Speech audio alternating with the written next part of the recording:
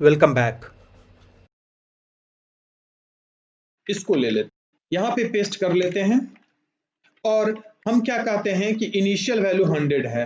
क्या अब ये पहले देख लें कि ये सही काम कर भी रहा है जैसे एज इट इज था। तो वापस आते हैं, रिफ्रेश कर लेते हैं और यहाँ कोई भी वैल्यू डालते हैं, 12 डालते हैं, ओके पे क्लिक करते हैं, ये परफेक्ट काम कर रहा है। वापस आते हैं कोड में और इनिशियल वैल्यू को हम 100 कर देते हैं और फिर से वापस आते हैं प्रीव्यू पे, रिफ्रेश करते हैं, यहाँ कोई वैल्यू डालते हैं, ओके पे क्लिक करते हैं, नथिंग डिस्प्लेड, कुछ भी डिस्प्ले नहीं हुआ। दोनों में अंतर अब क्लियर हो चुका होगा। पहला अंतर ये था, पहले वाले में था कि हम 100 किए तब भी एक बार दिखा, क्यों कि 100 पढ़ने के बाद पहले वो डू को पढ़ा, उसके बाद वैल्यू लिया और वैल्यू दिखा दिया विदाउट चेकिंग एनी कंडीशन।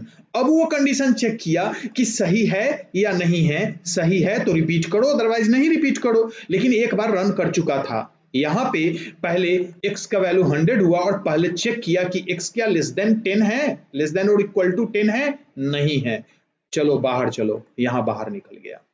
अब ये चीज समझ में आ गया होगा, इसको भी हम कमेंट कर देते हैं और इफ में यानी लूप में और चीज बताते हैं। फिलहाल हमारा लूप ये है कि 1 से शुरू करो और 10 तक जाओ, एक एक बढ़ते हुए।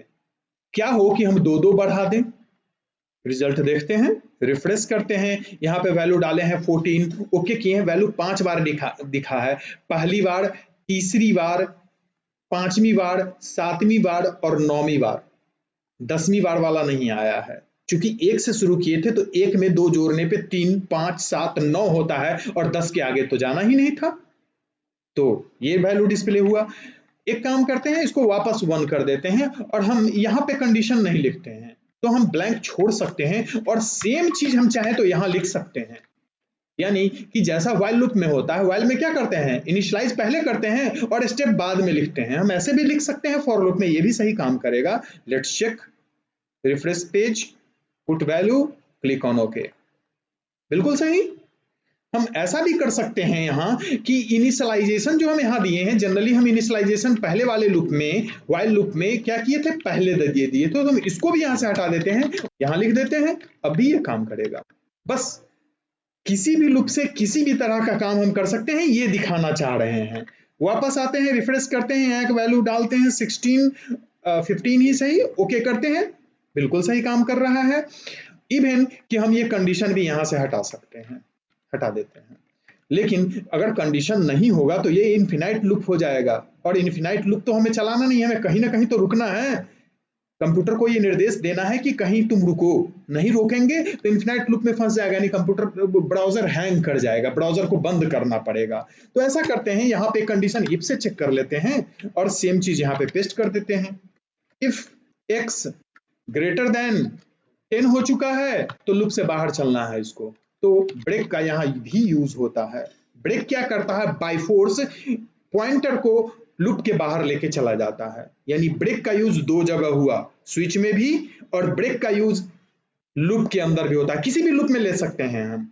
कंडीशन को चूंकि हम ब्लैंक ऊपर छोड़ दिए हैं तो कंडीशन हम इफ से भी चेक कर सकते हैं ना, तो हम यहाँ लूप को और कंडीशन को ज्वाइन कर दिए हैं। देखते हैं रिजल्ट, रिफ्रेश करते हैं, यहाँ पे एक वैल्यू डालते हैं 17 और ओके पे क्लिक करते हैं, दैट्स ऑल, इट्स ओके। तो अब यहाँ पर एक समरी बता देते हैं। पहला कि जो प्लस प्लस हम लिखते हैं इसको बोलते हैं हम इंक्रीमेंट ऑपरेटर, और जो माइनस माइनस का यूज करते हैं वो है हमारा डिक्रीमेंट ऑपरेटर, पहले भी यूज कर चुके हैं। लिखने का तरीका, जो वैल्यू बढ़ाने के लिए हम जिन तरीकों का इस्तेमाल अब तक किए हैं वो यूं था, किसी वेरिएबल का वैल्यू हमें बढ़ाना हो तो हम लिखते हैं x equal to x plus 1, कुछ यूं। हम इसको x प्लस प्लस भी लिख सकते हैं या x प्लस इक्वल टू 1 भी लिख सकते हैं, लेकिन एक स्टेप से ज्यादा वैल्यू जब भी बढ़ाना हो तो ये सही है, क्योंकि यहाँ 2 करेंगे तो ये 2 बढ़ा देगा और यहाँ पे 2 करेंगे तब भी ये 2 बढ़ाएगा। और ये चीज इंक्रीमेंट और डिक्रीमेंट के अलावा मल्टीप्लीकेशन में भी काम करता है, यानी कि हम जो ये लिखे हैं एक एक वैल्यू प्लस करने के लिए, हम एक एक वैल्यू माइनस करने के लिए भी यूज कर सकते हैं। सिंपली हमें क्या करना होगा कि यहाँ माइनस करना होगा, यहाँ पे डबल माइनस करना होगा और यहाँ a माइनस इक्वल टू 1 लिखना होगा। लेकिन प्लस और माइनस के अलावे मल्टीप्लीकेशन और डिवीजन की बात करें तो वहां पर ये नहीं चलेगा, केवल ये दो रूल चलेगा। यानी हम x equal to x into 1 भी लिख सकते हैं, x इंटू इक्वल टू 1 भी लिख सकते हैं, सेम डिवीजन में भी यूज कर सकते हैं। सिंपल।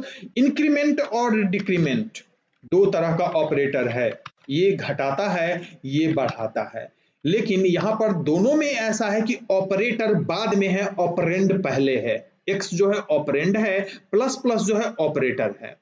तो हम ऐसा भी कर सकते हैं कि हम ऐसे लिखें, प्लस प्लस एक्स ये भी इंक्रीमेंट है, या माइनस माइनस एक्स ये भी डिक्रीमेंट है। लेकिन ये जो है ये पोस्ट इंक्रीमेंट है, और जिसमें पहले ऑपरेटर लग गया वो प्री इंक्रीमेंट है। हम यहां पर लिख भी देते हैं कि ये जो है हमारा ये पोस्ट इंक्रीमेंट है, सेम वे ये पोस्ट डिक्रीमेंट है, और ये जो है वो हमारा प्री इंक्रीमेंट है। अब ये प्री इंक्रीमेंट और पोस्ट इंक्रीमेंट होता क्या है, इसे हमें पहले समझना होगा, और इसको समझने के लिए हम एग्जांपल लेते हैं कुछ नीचे, और ऐसा करते हैं कि बेहतर होगा कि हम जो व्हाइल पे बनाए हैं, प्रॉब्लम सॉल्व किए हैं, वो ले लेते हैं और इस सारे को कमेंट कर देते हैं वापस से।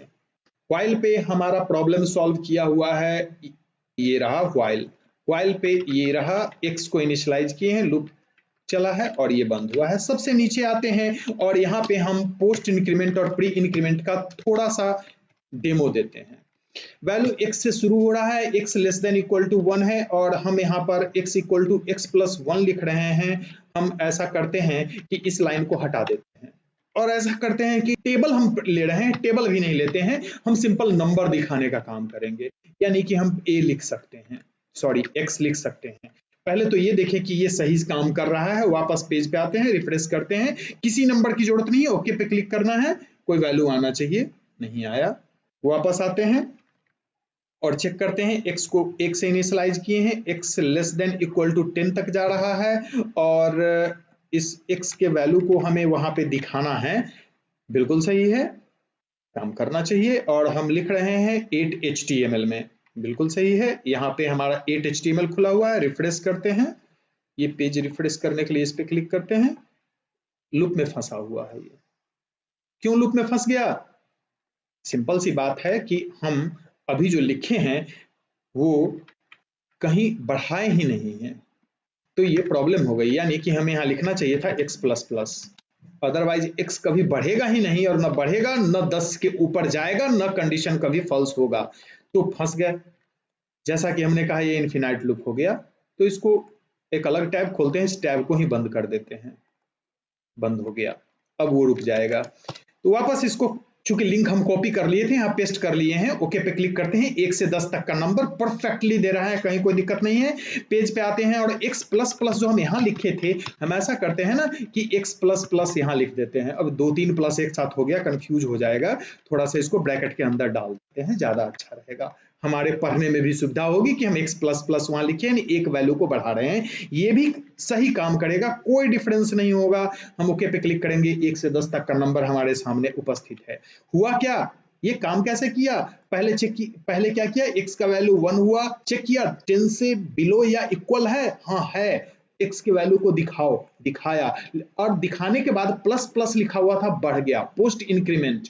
पोस्ट इंक्रीमेंट का मतलब पहले ऑपरेशन होना है फिर इंक्रीमेंट होना है। ऑपरेशन क्या था, वैल्यू को हम इनर एस्टिमल में ले रहे थे, इनर एस्टिमल में उसने 1 दिया, अब बढ़ा दिया, अब हो गया 2, तो 2 जब हुआ तो वापस ऊपर गया, चेक किया लेस देन इक्वल टू 10 है, यस है, तो पहले वैल्यू को दिखाओ, 2 को दिखाया, लेकिन चूंकि पोस्ट इंक्रीमेंट था, वैल्यू फिर से 1 बढ़ा, लेकिन दिखाने के बाद बढ़ा। यही अगर ऐसा करें कि प्लस प्लस को हम यहाँ ऐसे लिखते हैं, दिस कॉल्ड प्री इंक्रीमेंट, पहले वैल्यू बढ़ाओ फिर दिखाओ।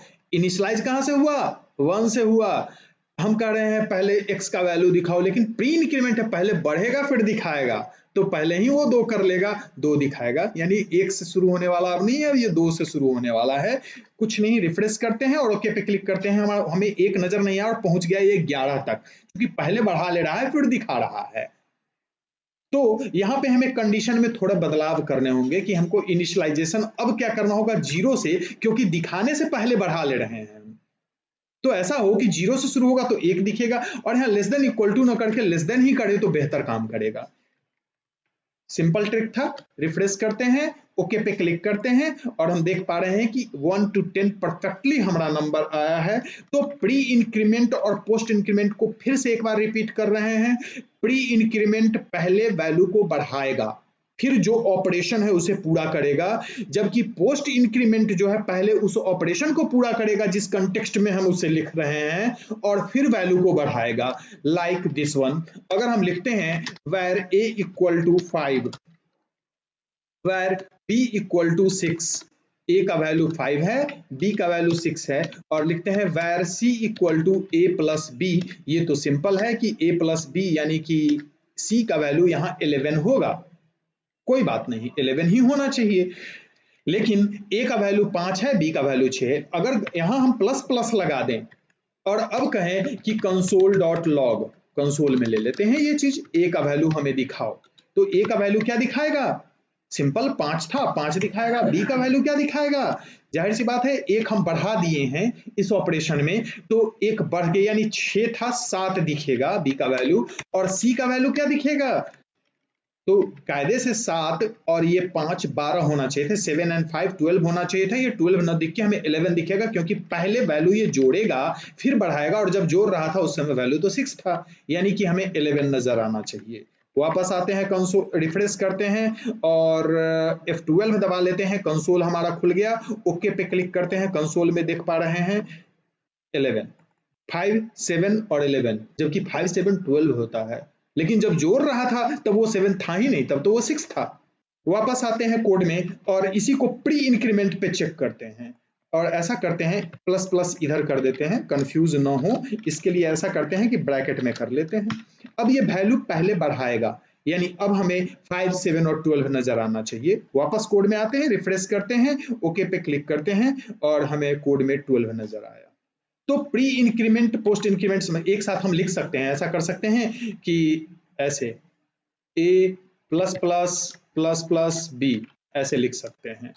अब क्या दिखेगा, वापस प्रीव्यू में आते हैं, रिफ्रेश करते हैं, ओके करते हैं, a 5 था 6 हो गया, b 6 था 7 हो गया, लेकिन c 7 प्लस 6 13 नहीं हुआ, 12 ही रह गया। रीजन ये है कि a जो है वो बाद में बढ़ा, यानी a 5 था 5 ही रह गया, b पहले बढ़ के 7 हो गया, 5 7 12 हो चुका, अब a बढ़ गया 6 हो गया, तो हमें बढ़ा हुआ वैल्यू मिला। तो ये बेस्ट एग्जांपल है प्री पोस्ट इंक्रीमेंट का। हम कोड जो है पोस्ट कर देंगे, प्रैक्टिस खुद करके देखिए, सारा लूप बता चुके हैं, इस पे कुछ क्वेश्चन अगले दिन भी हम देंगे और सॉल्व करवाएंगे, और बेहतर हो कि कुछ क्वेश्चन अब खुद से सॉल्व कीजिए। सपोज कोई एक नंबर डाले, उस नंबर का आपको फैक्टोरियल नंबर निकालना है, जैसे फैक्टोरियल नंबर क्या होता है, अगर हम नंबर डालते हैं 5 तो रिजल्ट होना चाहिए 120, means 1 into 2 into 1 into 2 into 3 into 4 into 5,